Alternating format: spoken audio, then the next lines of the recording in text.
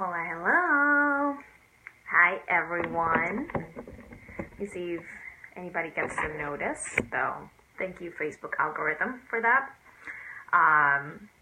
Today, I am talking about something that came up a lot for me last week. And as you might notice, most of the topics that I choose to discuss in Tuesday Teas with Annie are things that happen to me, things that come up for me.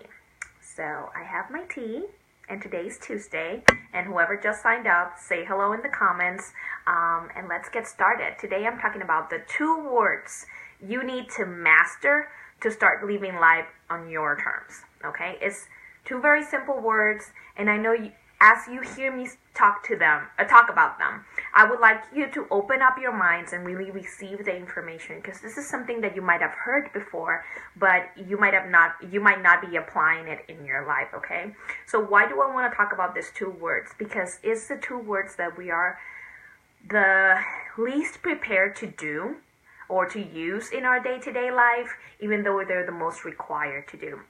And why are they important to live life on our terms? Because these are decision-making words. These are words that evoke a very strong sentiment and a very strong mindfulness about, or according to how we go about in life.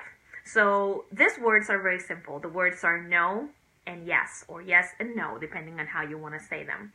And I want to tackle them very individually because they have a very different power in our life, okay? So the first word that I'm going to tackle is no. Why do I want to talk about the word no? As a coach, a lot of people, say, well, you're the type of person that says yes to life. And I am, in fact, the type of person that says yes to life. But the only reason why I can say yes, it's because I have endured the consequences of not saying no and not using the word no as much as I had to or needed to get to where I wanted to be. So I'm going to give you this example real quick. One day I was at a lunch meeting with coworkers. Back then I was an employee. I was at a lunch meeting with coworkers, and somebody asked me for a favor. And it was a very big favor. It was something really big that she was asking from me. She wanted me to give my name for a loan. And I said no. I simply looked at her in the eye and said no. The whole room stopped, okay? Everybody just looked at us. And my boss then, who was actually a leadership trainer, said, "You know what, Annie, that is the problem." Yes, you remember, if you've been following for a little bit, this is how I used to walk around in life. So she said, that is your problem. You could have let her down easy. You could have told her in a different way. You could have said, no, I can't. But the reality was that I could do it. I just didn't want to. I didn't want to because I didn't want to go through the trouble. I was focusing on something else. I did not have the time or the energy to dedicate to this person, and I did not want to commit my credit in that time to hers. So why did I need to explain this to her? Why did I need to give her these reasons when no is a complete sentence? The fact that I said no, the fact that you are allowed to say no to people is one of the greatest gifts that you can give them. Women especially have been trained to think that we need to please people. We're people pleaser. We have to say yes. We see opportunities coming our way and we immediately jump on them. And then we end up overcommitting, right? We end up with a full schedule with a bunch of things that we don't know how or when we're going to do them. One of the reasons why I'm doing this talk today is because it's one of those days for me in which I said yes to a lot of things, and I'm going to do them all, but there were a few that I could have said no to. And as you will learn, this is a practice. So the importance of using the word no, if you remember last week I mentioned boundaries. So when you say no and you say it from the heart and you say it in a very conscious way, you are setting the boundaries that will allow people to respect you, that will allow people to respect your time. I'm not saying don't give explanations. I'm saying you don't owe an explanation to anyone. Okay, so this goes to your partner, this goes to your best friend, this goes to your boss, unless of course it's something that has to do with work. Saying no is completely valid because you are protecting yourself and you're protecting your time. Okay, so the first thing that you want to do when it comes to recovering your time, taking back your life, is learning to say no. If you're watching this and you have any trouble with the word no, please let me know in the comments. Why is it so hard to say no? Why haven't you felt comfortable using the word? Let me know, because it happens to all of us. Some of us are overly optimistic. I used to be a professional overscheduler. That's why I moved all of my information to my phone so that I can be able to say yes or no. And I don't give any answers until I check my schedule anymore, because women are also trained to think that multitasking is a thing that we're good at, even though it doesn't exist.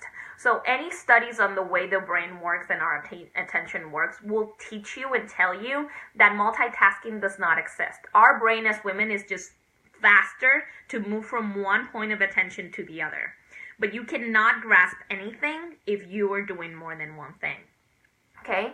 So the importance of saying no, is really grabbing life by the horns and setting your boundaries.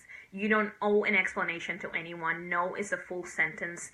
Own it. Try it today. If there's something that you don't want to do, then say so. Say, I really don't want to.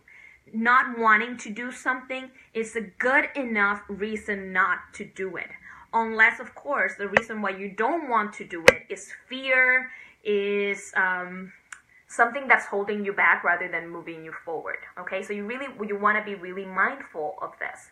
And this takes me to the next word, which is yes. And using the word mindfulness, using the intentionality of mindfulness, I want to tell you the importance of saying yes, but how you start saying yes to life is also of the outmost or the most critical aspect of saying yes. Okay, so you have to be intentional in this.